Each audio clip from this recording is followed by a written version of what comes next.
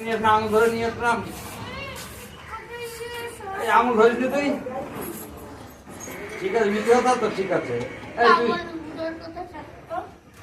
তুই আঙুল ধরেছিস তো? ও একদিন 3 বার ধরেছে। তোর বাবার কাছে 3 টাকা।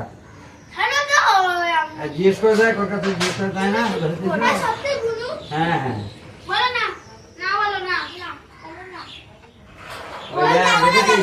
ও বললে কি হবে? তা না, আমার আঙুল 3 বার ধরেছে।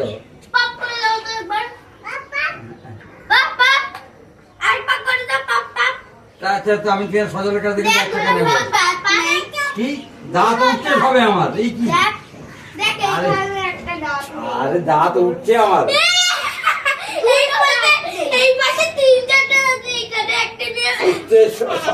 তোর বাবার কাছে আমি 1 টাকা আদায় করবো, কিন্তু তুই আমার